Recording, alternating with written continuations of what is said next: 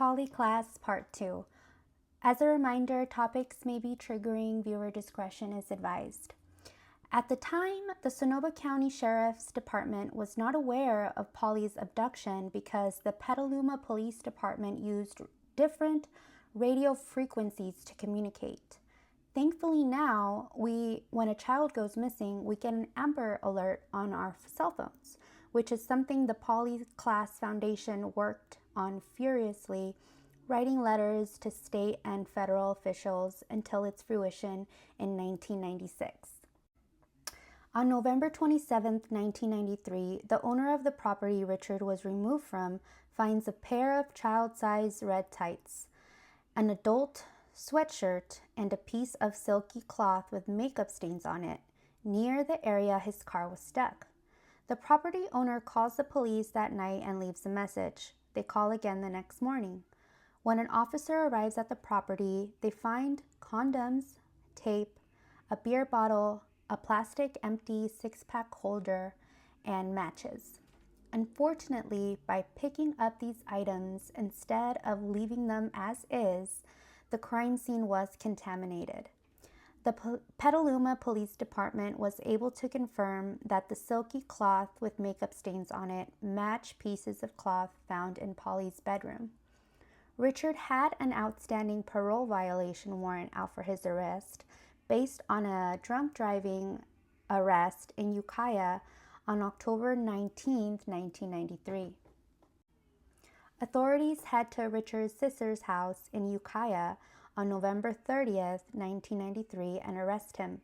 They noticed he had shaved off his beard. His car and personal belongings were seized into evidence. On December 2nd, 1993, his prints were matched to those lifted from Polly's bedroom. On December 4th, 1993, Richard finally admits to murdering Polly and agrees to help authorities recover her body. When questioned, he says he was in Petaluma on October 1st, 1993, in hopes of finding his mom. Failing to find her, he then goes to Wickersham Park, where he smokes a PCP-laced blunt and drinks beer. High out of his mind, he enters Polly's home through a window, ties the girls up, driving with Polly in the car until he gets stuck on Pythian Road. He takes Polly out of his car and places her on an embankment, all while the police are called to remove him from the private property. He waits 30 minutes for the police to leave after helping him get his car out of the ditch and returns to retrieve Polly. He stops at a gas station to use the restroom.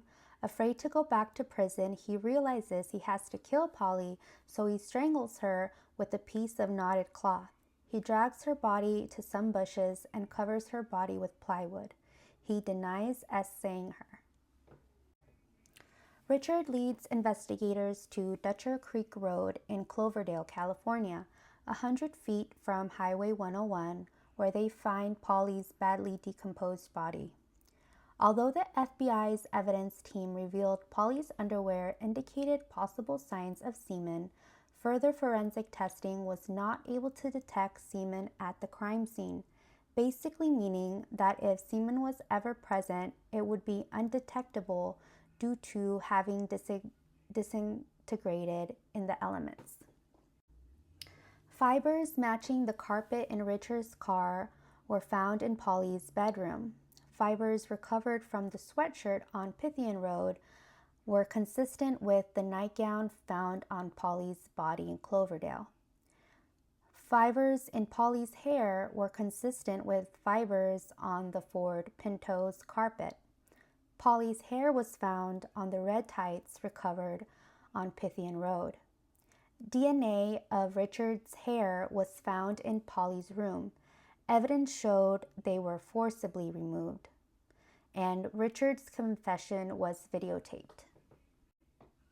Richard was born on June 2, 1954, to Evelyn Smith and Robert Davis. Richard spent his younger years in South San Francisco with his 2 older brothers and 2 younger sisters. As I've said this before, absolutely nothing is an excuse to become a murderer, And people are dealt with a hell of a lot more difficult woes than he was. But just to get a glimpse of his pathetic life, both of his parents were raging and violent alcoholics.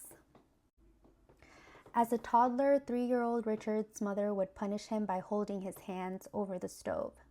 After a bitter divorce in 1965, he and his siblings were daunted with the task of choosing which parent to live with. He chose his father, and when he reached his teenage years, on one occasion, his father broke his jaw. His earliest recorded crime was at 12 for burglary and forgery, committing burglary again at 15, and motorcycle theft at 17. He enlisted in the Army and was discharged after 13 months. Richard was a career criminal. I don't have time to go into his extensive criminal history, but I'll summarize it for you guys. Between December 1984 and March 1985, Richard committed 7 robberies in Kennewick, Washington, and Modesto, California. In early July of 1993, he was living in a traditional housing shelter in San Mateo, California. On October 12, 1973, Richard went to a house party. That night, the host was found dead of a gunshot wound, and although several suicide notes were found and the police ruled it as such, even so, the woman's friends, and to be frank, I believe he could have possibly had something to do with her death. On September 24, 1976, the then 22-year-old drunk and probably high Richard abducts a woman at the South Hayward BART station as she was getting into her car. He beat her, exposed himself, pushed her head down to his pants. She managed to escape and flagged down a California Highway Patrol officer who chased Richard down and arrested him. In December of 1976, he escapes from Napa State Hospital's psychiatric ward and goes on a crime spree. On December 16, 1976, he breaks into a woman's home in Napa, California, and beats her on the head with a fireplace poker. On December 20th, 1976, this kukui breaks into an animal shelter and steals a shotgun, breaks into another woman's home, another woman's car in Napa, and makes her drive to Santa Rosa. She grabs the gun she kept underneath her seat and fires at him and manages to get away. On December 21st, 1976, in La Honda, California, he burglarizes another woman's home, and police find him lurking and hiding in a bush with an unloaded gun and knives. He served 6 months of his sentence for the La Honda string of burglaries, and 5 weeks after being released, he was arrested for yet another burglary on May 13, 1974. Unfortunately, he was let out of prison yet again on parole on June 27, 1993.